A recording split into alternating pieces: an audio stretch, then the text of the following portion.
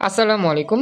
Quantum স্বপ্নে platform HSC biology দ্বিতীয় পত্র স্পেশাল অধ্যায় স্পেশাল টপিক হাইড্রা। এই স্পেশাল টপিকের আজকে আমাদের সুপার স্পেশাল 4 নম্বর লেকচার। তো আমাদের স্পেশাল 4 নম্বর লেকচার আমরা গত ক্লাসে যে স্পেশাল অংশ পড়েছিলাম আদর্শ নিউরোসাইট কোষের গঠন, সেই স্পেশাল টপিকের আমরা কিছু স্পেশাল বোর্ড পরীক্ষার প্রশ্ন সলভ করার চেষ্টা করব। গত ক্লাসে আমরা এই নিউরোসাইট কোষের গঠনটা দেখেছিলাম এবং এখানে যে প্রতিটা অংশের বিবরণ ছিল সেই বিবরণগুলোতে পড়ার চেষ্টা করেছিলাম। তো এই মুহূর্তে চলো আমরা আজকে বোর্ড পরীক্ষায় আসা কিছু প্রবলেম, এই টপিক থেকে আসা প্রবলেমগুলো দেখি কীরকম প্রবলেম আসে এখান থেকে। তো প্রথমত আমরা যেটা বের করব সেটা হচ্ছে আমাদের চট্টগ্রাম বোর্ড 2023 সালে আসা প্রশ্ন। তো তোমরা দেখবা যে আমাদের প্রশ্নটা কীভাবে আসছে আর আমাদের কি কি এখান থেকে বের করতে বলতেছে। তো আশা করি সবাই দেখতে পাচ্ছ, একটু আমাকে জানাও তো ক্লিয়ার দেখা যাচ্ছে কিনা, বোর্ড প্রশ্নটা ক্লিয়ার দেখতে পাচ্ছ?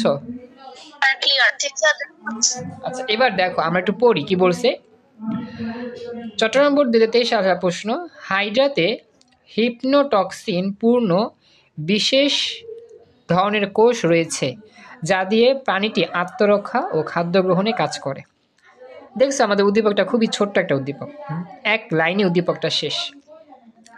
আমরা সবাই জানি হাইড্রার মধ্যেই এই হিপনোটক্সিন নামক একটা বিষাক্ত পদার্থ থাকে, যেই পদার্থটা মাধ্যমে হাইড্রা কোনো শিকারীকে গ্রহণ করে, শিকারীকে ভক্ষণ করে আর নিজে আত্মরক্ষার মাধ্যমেও চলতে পারে।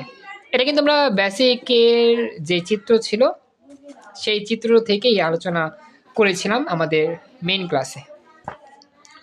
এই যে আমাদের যে ইয়াটা আছে, এই যে আমাদের যে থলিটা আছে নেমাটোসিস্ট থলিটার নাম, এখানে আমাদের কি থাকে, হিপনোটক্সিন নামক বিষ থাকে। এই যে নেমাটোসিস্ট কোষের মধ্যেই হিপনোটক্সিন থাকে আর এই হিপনোটক্সিনের মাধ্যমেই আমাদের হাইড্রা কি করে, শিকার ধরে এবং আত্মরক্ষায় সাহায্য করে। এই যে লেখা আছে যে আমাদের যেই আদর্শ নিউরোসাইটের ক্যাপসুল রয়েছে, ক্যাপসুল বা নেমাটোসিস্ট, সেখানেই আমাদের প্রোটিন ও ফেনল দ্বারা একটা বিষাক্ত তরল পদার্থ গঠিত যার নাম হিপনোটক্সিন।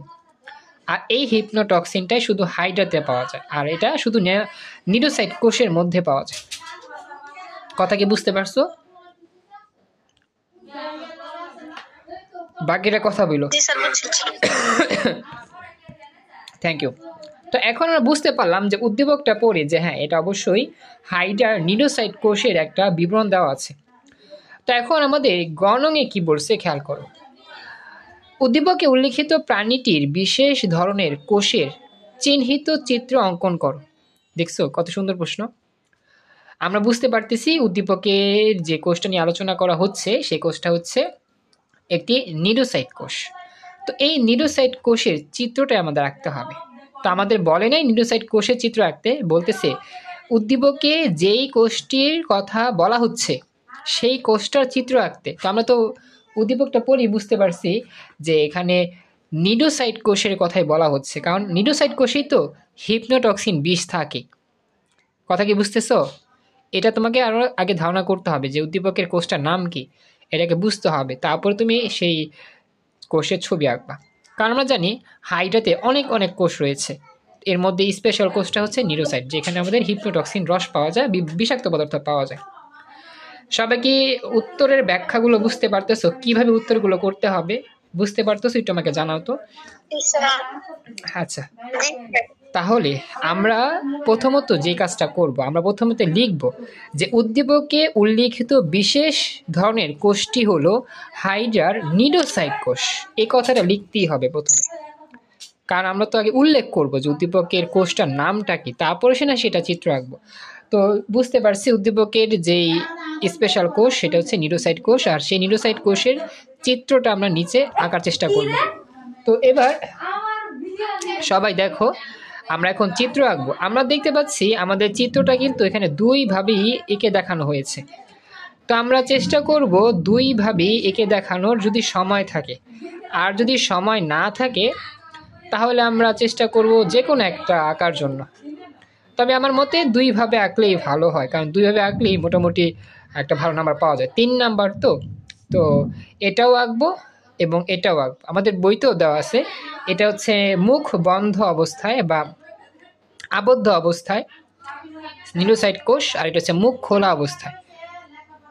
বাম দিকটা হচ্ছে তোমার স্বাভাবিক অবস্থায়, যখন আমাদের এই নিডোসাইট কোষটা মুখ বন্ধ থাকে, স্বাভাবিক অবস্থায় এই কোষটা দেখা যায় এরকম। আর যখন মুখটা খুলে যায়, এই যে ঢাকনাটা খুলে যায়, তখন এই সুতাটা বড় হয়ে বাইরে বের হয়ে যায়। এটাকে হচ্ছে উন্মুক্ত সূত্র বলে আর কি, মানে সুতোটা বাইরে বের হয়ে গেছে। আগে কিন্তু সুতোটা পেঁচানো ছিল ভেতরে, ওই যে পেঁচানো সূত্রটা ভেতরে ছিল, আর ঢাকনা খুলে দিলে সুতোটা বাইরের দিকে বের হয়ে আসে। দেখো তো সবাই এই 2টা চিত্রের মোটামুটি বর্ণনা বুঝতে পারলা কিনা? জি স্যার। তো এটাই হচ্ছে বিষয়টা আমাদের। তো আমাদের এই বাম পাশে চিত্রটা আঁকতে হবে, ডান পাশেরটাও আঁকতে হবে, আঁকার চেষ্টা করবা। তো আশা করি চিত্রটা তোমরা বাসায় একটু ছাপ দিয়ে কয়েকবার আঁকবা, তারপর না দেখে পরে দেখে আঁকবা, তারপর না দেখে আঁকবা। তো আসলে আজকে আমি তো চিত্র আঁকানো শেখাচ্ছি না, চিত্রটা তোমরা চেষ্টা করো বই থেকে আঁকার জন্য। পারবা না সবাই চিত্র আঁকতে? জি স্যার। আচ্ছা, তো আশা করি পারবা, চেষ্টা করলেই হবে। ব্যাস, তুমি যদি চিত্র এঁকে দাও আর চিত্রের নামগুলো লিখবা, যে কোন পয়েন্টের নাম কোনগুলো, এগুলো লিখে দেবা, আর সব ডান পাশে লিখবা, তাহলে সুন্দর হবে। ব্যাস, এই চিত্র আঁকতে পারলেই, এই যে নামগুলো যা দেওয়া আছে এই নামগুলো দিতে পারলেই তুমি 3 পেয়ে যাচ্ছ। তোমাকে চিত্র আঁকতেই হবে। ওয়ালাইকুম সালাম, থ্যাংক ইউ, জয়েন করছো। আচ্ছা, এটা কাদের ক্লাস? তোমাদেরই ক্লাস, তোমাদেরও ক্লাস, বড়রও ক্লাস, সবাই একসাথে আছে। আমি বলছিলাম না যে তোমাদের একসাথে ক্লাস নেবো। আজকে আমাদের দিকেও একটা ওয়াজ মাহফিল, তো রাত্রের দিকে আমি ক্লাস নিতে পারবো না, এই জন্য কি এখন ক্লাস নিয়ে দিচ্ছি। তো এটাই হচ্ছে চিত্রের ব্যাখ্যা না, অবশ্যই চিত্রটা আর কি। তো আর কিছু লিখতে হবে না, চিত্র আঁকলেই হবে। স্বর্ণা মনে হয় একটা ছবি পাঠাইছো, ছবিটা তুমি জুমে পাঠাও, আমি মেসেঞ্জে যেতে পারতেছি না, জুমের দিকে পাঠা দাও, এই যে এখানে চ্যাট বক্সে ছবি পাঠা দাও, তাহলেই হবে। আচ্ছা, এটা নিয়ে কি কারো কোনো সমস্যা আছে? এই প্রশ্নের উত্তরে কারো কোনো প্রশ্ন আছে? আচ্ছা, তাহলে এটা আমাদের শেষ। হ্যাঁ, তো এই প্রশ্নটা আমরা সলভ করে ফেললাম। আমরা কিন্তু মূল বইও এই ছবিগুলো দেখছিলাম। দেখো, মূল বইতে একটা ছিল বাম পাশে খোলা, আর একটা ছিল ডান পাশে কি, বাম পাশে আবদ্ধ, ডান পাশে হচ্ছে কি খোলা। ওকে, আচ্ছা, এরপরে আমরা যাব পরবর্তী অংশে। একটু ওয়েট করো। হ্যাঁ, তো আমরা একটু দেখি যে আমাদের পরবর্তী যে প্রশ্ন, সেই প্রশ্নটা কিভাবে পরীক্ষা আসে। তো এটা আমাদের এই যশোর বোর্ড 2022 সালে আসা প্রশ্ন। একটু খেয়াল করো কি বলতেছে। তো বলতেছে যে হাইডার বহিতকে, মানে বাহিরের দিকে একটা বিশেষ ধরনের কোষ আছে যা হাইডার শিকার আত্মরক্ষায় সাহায্য করে। তুমি সবসময় একটা কথা মনে রাখবা যে হাইডার শিকার ধরা আত্মরক্ষায় সাহায্য করার জন্য একটা কোষই কাজ করে, তার নাম নিডোসাইট কোষ। আমি আবার বলতেছি, হাইডা খাবার খাবে, হাইডা আত্মরক্ষা করবে, এই কথাগুলোর জন্য একটা কোষই কাজ করে, তার নাম নিডোসাইট কোষ। কথা কি বুঝতে পারছো সবাই? কথা বইলো, মন থাকবে কথাগুলো। এই কথাগুলো মনে রাখবা যে হাইডা খাবার খেতে চায়, হাইডার আত্মরক্ষা প্রয়োজন, প্রতিরক্ষা প্রয়োজন। তো এইগুলো কোন কোষের সাহায্যে হাইডা করতে পারে? শুধুমাত্র নিডোসাইট কোষের মাধ্যমে করতে পারে। তো এই হচ্ছে বিষয়টা। এবার বলতেছে আবার বহিতক ও অন্ততকে এক অন্য ধরনের কোষ আছে যা পুনরুৎপাদন বা পুনরুৎপত্তি ঘটতে পারে, বা এমন একটা কোষ আছে যে কোষের মাধ্যমে পুনরায় হাইডা কি হতে পারে, নিজ থেকে জন্মাতে পারে। এটাই আর কি বিষয়। এখন আমাদের গণন, উদ্দীপকে উল্লেখিত বিশেষ ধরনের কোষটির সূত্রক নিক্ষিপ্ত অবস্থায় চিত্ররূপ দেখাও। আসলে এই প্রশ্নটা তোমাকে পড়ে বুঝতে হবে এখানে কোন চিত্রের কথা বলা হয়েছে। একটু ভালো করে পড়ো। উদ্দীপকে উল্লেখিত বিশেষ ধরনের কোষ, বিশেষ ধরনের কোষ বলতে এই যে বিশেষ ধরনের কোষ, এই জায়গার কথা বলছে। আর এই কোষটার মাধ্যমে কিন্তু হাইডা খাবার গ্রহণ করে, আত্মরক্ষা করে। তার মানে বিশেষ ধরনের কোষটার নাম কি হইতে পারে বলো তো? নিডোসাইট। Excellent, nidocyte. তার মানে আমাদের বলতেছে যে উদ্দীপকের নিডোসাইট কোষটির যে সূত্রক আছে সুতাটি, সেই সুতাটি নিক্ষিপ্ত অবস্থার চিত্র দেখো। এখন তোমাদের কাছে আমি একটা প্রশ্ন করলাম, আমাদের বলতেছে সূত্রটির নিক্ষিপ্ত অবস্থার চিত্র আঁকতে, তো আমরা কি এই বাম পাশের চিত্রটা আঁকবো না ডান পাশেরটা আঁকবো বলো তো? ডান পাশেরটা স্যার। আচ্ছা, একজন বলছো ডান পাশেরটা, বাকিরা বলো তো, বাকিদের কি মতামত? স্যার ডান পাশেরটা। ডান পাশেরটা ইয়া করবা? আচ্ছা, এক্সিলেন্ট। ডান পাশেরটা কেন? কারণ ডান পাশের সূত্রটাই নিক্ষিপ্ত করা, আর বাম পাশের সূত্রটা কি পেঁচানো আবদ্ধ। তার মানে আমরা ডান পাশের চিত্রটা আঁকলেই হবে। তবে সমাধানে দুইটাই আঁকছে, বাম পাশেরটাও আঁকছে, ডান পাশেরটাও আঁকছে। শুধু চিত্র আঁকলেই হবে না, চিত্রের প্রতিটা পয়েন্টে বিবরণও সুন্দরভাবে দিতে হবে। ওকে, আচ্ছা, তো এই হচ্ছে আমাদের এতটুকু অংশের আলোচনা। তো এখন আমরা চিত্রটা আঁকবো। হ্যাঁ, তো আমাদের বলতে হবে বিশেষ ধরনের কোষটার নাম কি। তো দেখো এখানে কি বলতেছে, খেয়াল করো। তো বলতেছে গণঙে যে উদ্দীপকে উল্লিখিত বিশেষ ধরনের কোষটি হইল হাইড্রার নিডোসাইট কোষ। নিচে হাইড্রার নিডোসাইট কোষের চিহ্নিত চিত্র অঙ্কন করা হলো। দেখো বুঝতে পারছো কিনা এতটুকু?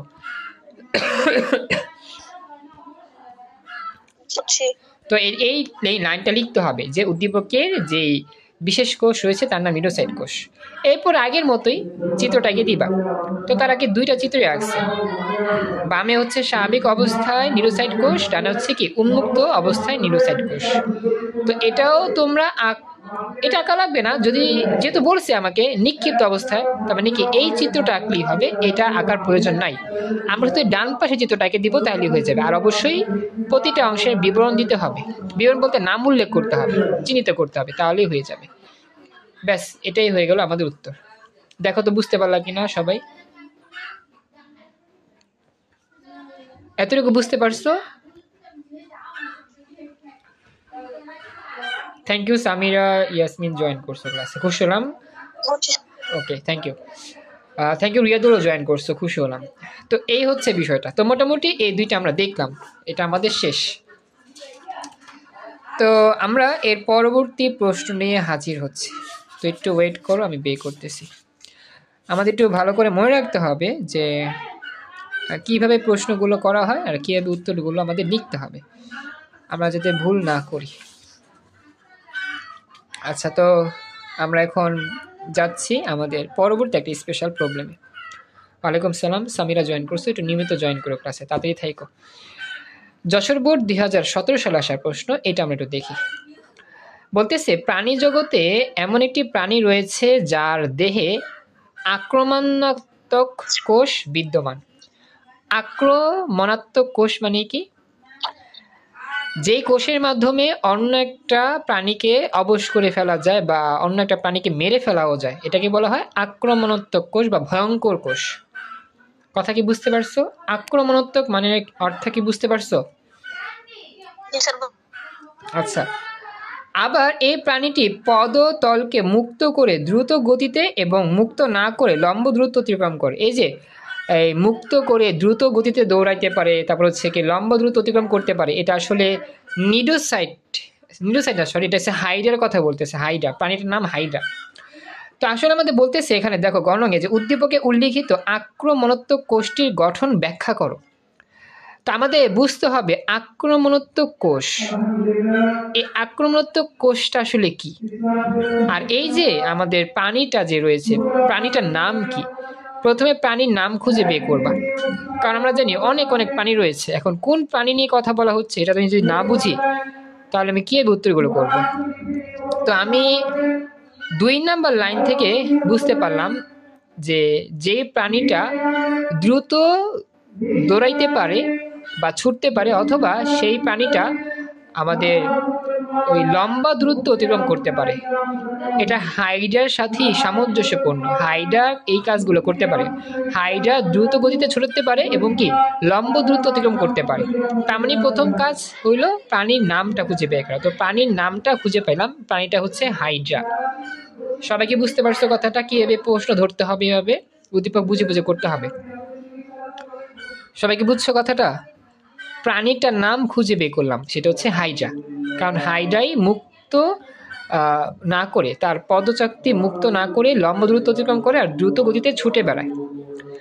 বাকি একটু কথা বলো, সবাইকে বুঝতেছো ক্লাস? একটু আমাকে জানাও। জি স্যার। আচ্ছা, এটা শেষ।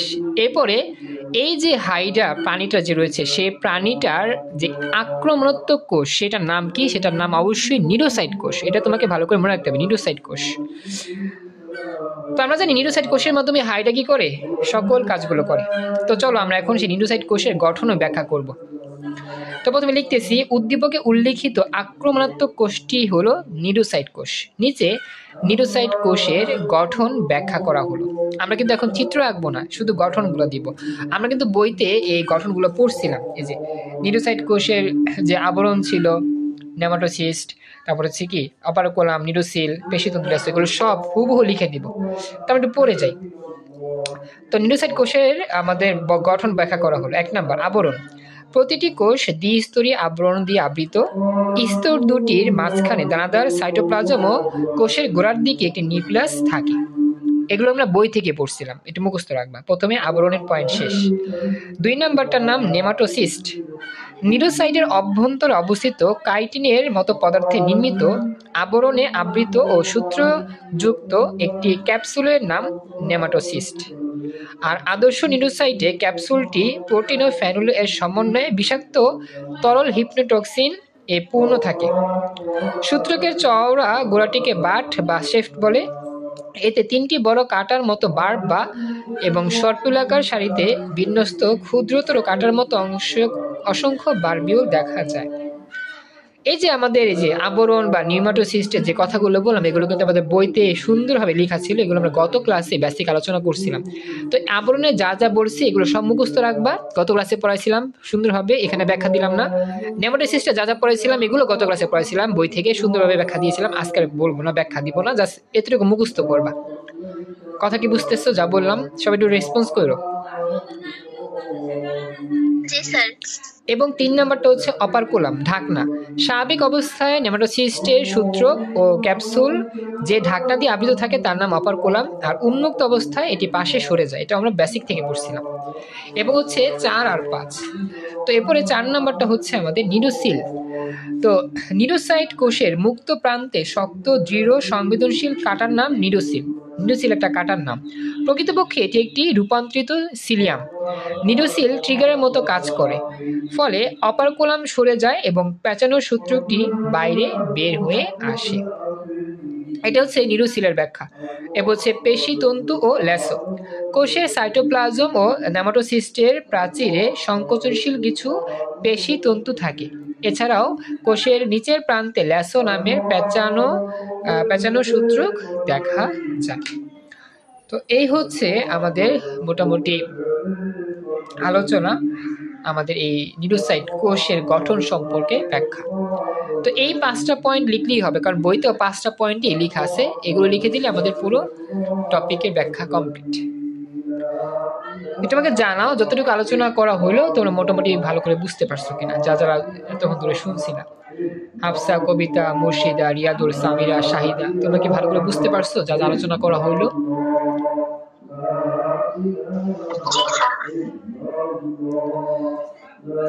Thank you so much. তো খুশি হলাম। হ্যাঁ, তো এটাই হচ্ছে আমাদের গঠনগত অবস্থা বা উদাহরণ। তো আমি একটু ওয়েট করতে বলি, দেখি আমি আর কোনো প্রশ্ন পাই কিনা। হ্যাঁ, তুমি একটু অপেক্ষা করো। আজকে আমরা তো বেশিক্ষণ ক্লাস নিতে পারতেছি না, আর আমাদের ক্লাসটা রাত্রের দিকেও হচ্ছেও না। জাস্ট এখানে আমরা ক্লাসটা শেষ করছি, দেখি যে আর কোনো প্রশ্ন আমি পাই কিনা এই নিউরোসাইট স্পেশাল কোর্স থেকে। তোমরা একটু ওয়েট করো, হ্যাঁ কিছুক্ষণ অপেক্ষা করো, আমি দেখতেছি।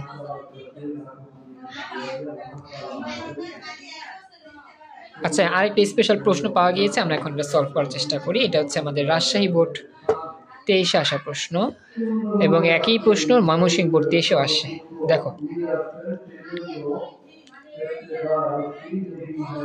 দেখো সবাই, তোমরা কি দেখতে পাচ্ছ কিনা তোমাকে জানাও তো। দেখা যাচ্ছে চিত্র, দেখতে পাচ্ছ? দেখা যায়?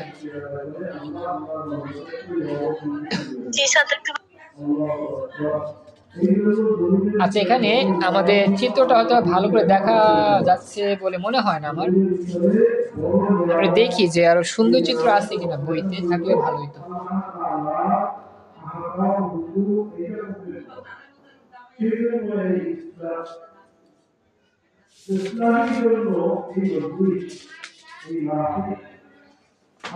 হ্যাঁ, একটা পাইছি, প্রস্তুতচ্ছেদ। এটা আসলে হাইডার একটা প্রস্তুতচ্ছেদ, বুঝছো? এটা হচ্ছে ব্যবহারিক অংশের আলোচনা, ব্যবহারিক। তো ব্যবহারিক অংশের হাইডার প্রস্তুতচ্ছেদের ছবি যদি দেখাই তাহলে ভালো বুঝবে। দেখো, হাইডার দেহকে কাটলে আর কি, হাইডার দেহকে কাটলে এরকম একটা প্রস্তুতচ্ছেদ পাওয়া যায়, যে এই যে এরকম। এই যেটা হচ্ছে হাইডার প্রস্তুতচ্ছেদ। হাইডার দেহকে কাটলে গোল হয়, গোলাকার হয়, এবং এটা হচ্ছে প্রস্তুতচ্ছেদ। এটা যদি বুঝাতে পারি তাহলে উদ্দীপকটা বুঝতে পারবা সহজে। দেখো তো দেখতে পাচ্ছ কিনা ভালো করে সবাই? দেখা যাচ্ছে? আচ্ছা, এবার দেখো তো এই যে আমাদের এটা হচ্ছে হাইডার দেহকে কাটলে উপর থেকে দেখলে এরকম ভাবে দেখা যায় বাইরে। তো এখানে অনেক কিছু লেখা আছে, যেমন দেখো কিউটিকল মানে বাহিরের আবরণ, তারপর এটাকে বলা হয় সংবিধি কোষ, এটাকে বলা হয় পেশিয়াবনীয় কোষ, আর এই মাঝখানটা বলা হয় মেসোগ্লিয়া, আর এই চিকন অংশের নাম ইন্টারস্টেশিয়াল কোষ, আর এই বিন্দুর নাম স্নায়ু কোষ।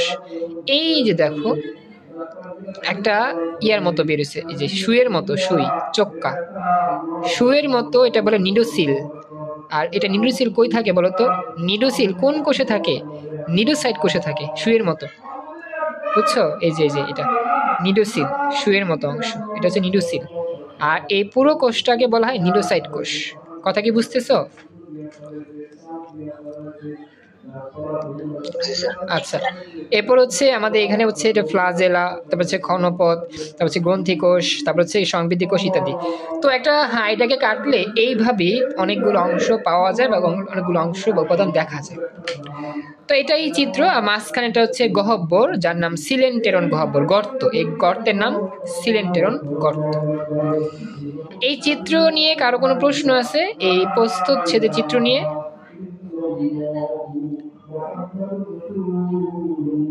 এনিওয়ান? কার কোনো প্রশ্ন আছে? আচ্ছা, তাহলে আমরা এটা বাদ দিলাম। এবার আমরা যাই আমাদের এই জায়গার চিত্রে। এটা আমাদের যেখানে আসছে রাজশাহী বোর্ড, ময়মনসিংহ বোর্ড 2023 সালে।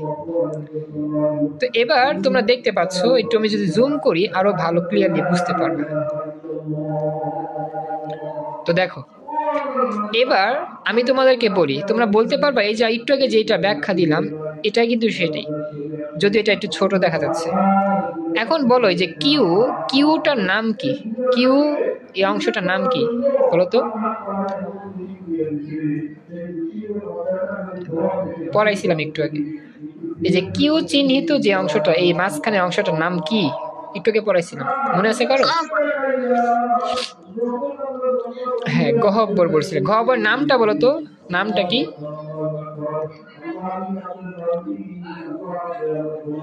পারবা না? ভুলে গেছো? হাফসা, কবিতা, মুর্শিদা, রিয়াদুল, সামিরা, শাহিদা, কেউ পারবা না? নাম কি? কি বললা? জোরে বলো। না, এই কিউ তো নিডোসাইট না, কিউটার নাম হচ্ছে গহ্বর, সিলেন্টেরন গহ্বর। এই যে ভুলে গেছো? সিলেন্টেরন, মাঝখানটার নাম কি? সিলেন্টেরন গহ্বর। সব ভুলে গেলে চলবো? বুঝতে পারছো এবার? আমি তো এটাই বলছি, মাঝখানের নামটা কি? এই মাঝখানটার নাম হচ্ছে সিলেন্টেরন গহ্বর। এবার বুঝতে পারছো সবাই? চিত্র দেখে বুঝতে হবে কোনটার নাম কি, তাহলে ভালো করে তুমি উত্তর করতে পারবা। চিত্র যদি না বুঝো তুমি উত্তর করতে পারবা না। তো পরীক্ষাতে এরকম ভাবে আসবে প্রশ্ন, চিত্র দিয়ে দিবে, বলবে এই অংশের নাম বলো, ওই অংশের নাম বলো, এই অংশের কাজ বলো, ওই অংশের গঠন বলো। এগুলো তোমাকে বুঝতে হবে, চিত্র আঁকতে হবে, শিখতে হবে। সবাইকে বুঝতে পারছো এতটুকু অংশ? কথা বলো। আচ্ছা, এবার বলো তো এই যে পি, এই পি চিহ্নিত অংশের নামটা কি? এক্সেলেন্ট। এইটা হচ্ছে নিডোসাইট। নিডোসাইট, কারণ আমরা জানি এরকম প্যাঁচানো থাকে ভিতরে কিছু একটা, আর বাইরে একটা সুইয়ের মতো থাকে, যদিও সুই দেখা যাচ্ছে না, কিন্তু এই অংশটার মধ্যেই আমাদের নিডোসাইট থাকে, এটা আমরা জানি। শেষ। তো এই হচ্ছে আমাদের চিত্রটা। এবার আমরা প্রশ্ন দেখব। চিত্র নিয়ে কারো কোনো প্রশ্ন থাকলে বলতে পারো। এনিওয়ান, চিত্র নিয়ে কারো কোনো প্রশ্ন আছে? সবাই বুঝতে পারছো চিত্রর ব্যাখ্যা?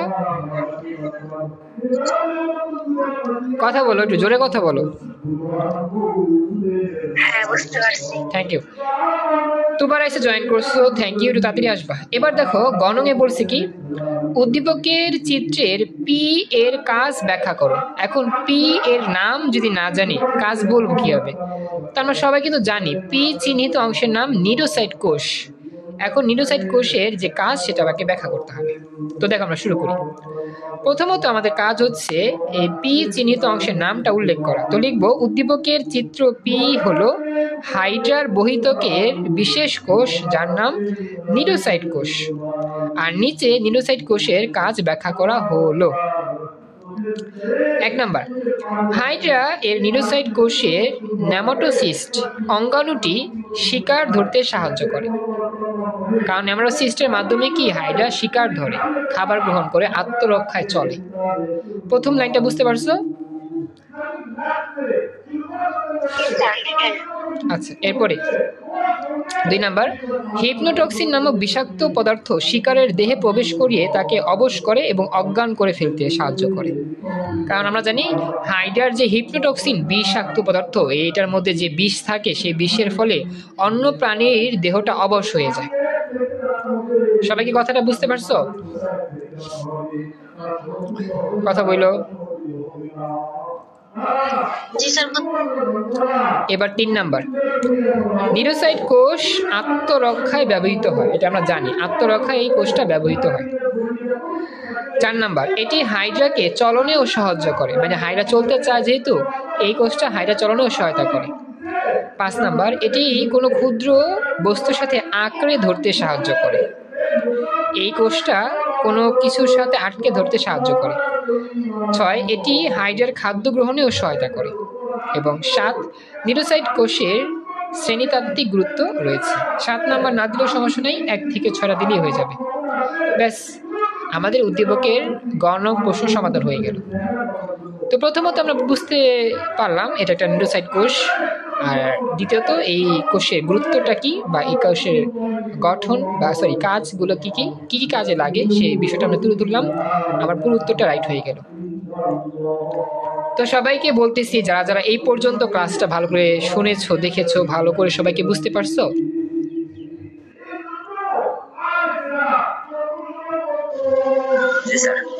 Thank you. হাফসা, কবিতা, সামিরা, শাহিদা, তোমরা এসে থ্যাংক ইউ, জয়েন করছো, খুশি হলাম। তো তোমাদের বলি, তোমাদেরকে একটু কষ্ট করে একটু রেগুলার ক্লাস করতে হবে। রেগুলার যদি ক্লাস করো আমি অনেক খুশি থাকবো। সামনে আমাদের 2025 সাল, তোমাদের নিয়ে অনেক অনেক স্বপ্ন আমার, তোমাদের নিয়ে অনেক অনেক চিন্তা আমার, অনেক অনেক ইচ্ছা আমার। তো তোমরা একটু কষ্ট করে একটু অ্যাক্টিভ হও, আমার ক্লাসে অন্তত প্রত্যেক দিন জয়েন করো, আমি খুশি হব ইনশাল্লাহ। আর আমি তোমাদের নিয়ে যে স্বপ্ন দেখতে চাচ্ছি সেই স্বপ্ন ইনশাল্লাহ সত্যি হবে। কিন্তু তোমরা যদি রেগুলার ক্লাস না করো তাহলে আমার অনেক কষ্ট লাগে, আমার অনেকটা খারাপ লাগে যে দিনরাত আমি অনেক পরিশ্রম করি তোমাদের পর, তোমাদের নিয়ে চেষ্টা করি, কিন্তু তোমরা আমার এখানে নিয়মিত ক্লাস করো না। এটা অনেকটা কষ্টের বিষয়, যেটা বলে বোঝানোর মতো না। তো দয়া করে তোমাদেরকে রিকোয়েস্ট করতেছি, বিনীত অনুরোধ করতেছি, এখন থেকে একটু সিরিয়াস হও। সামনে নতুন বছর, নতুন বছরের জন্য হইলেও নিজেকে নতুনভাবে তৈরি করো। প্রত্যেক দিন আমার ক্লাসটায় অংশগ্রহণ করার চেষ্টা করো, ইনশাল্লাহ। মনে থাকবে সবার? আচ্ছা, তো আজকের মতো আমরা এখানেই ক্লাস শেষ করতেছি। যা যা পড়ছি, পড়াইছি, আমি এগুলো একটু ছবি তুলে দিব, তোমরা একটু বাসায় রিভাইজ দিয়ে নিও, আর একটু চেষ্টা করো বইটা পড়ার জন্য। আর যদি কোথাও সমস্যা হয়, বায়োলজি পড়তে গেলে আমাকে জানা দিও, আমি ওই লাইনের ব্যাখ্যা তোমাকে বুঝা দিব ইনশাল্লাহ। তোমাদের জাস্ট এতটুকু রিকোয়েস্ট করবো, রেগুলার বাসায় পড়বা, বাসায় পড়তে গেলে যদি কোনো সমস্যায় পড়ো আমাকে জানাবা। কিন্তু তোমাদেরকে যতবার এই কথাটা বলি, তোমরা জাস্ট শুনো, এই কথাটা কাজে লাগাতে পারো না। তোমাদেরকে বলতেছি একটু আমার সাথে যোগাযোগ করবা, যে কোনো সমস্যা আমাকে জানাবা। এতটুকু যদি করতে না পারো আমি আর কতটুকু তোমাদের থেকে আশা করি বলো তো? নিজে বাসায় পড়বা, সমস্যা হলে আমাকে জানাবা, আমি সুযোগ করে সমাধান করে দিব ইনশাআল্লাহ। তোমাদের সকল সমস্যার সমাধান, তোমার সিলেবাস কমপ্লিট, তুমি সকল বিষয় ভালো রেজাল্ট করতে পারবে ইনশাআল্লাহ। মনে থাকবে সবাইকে যা বললাম কথাগুলো। Thank you so much. আজকের মতো এখানেই ক্লাস শেষ। তোমরা নিয়মিত ক্লাস করো, দোয়া করে সুন্দরভাবে ক্লাস নিতে পারি। আল্লাহ হাফেজ।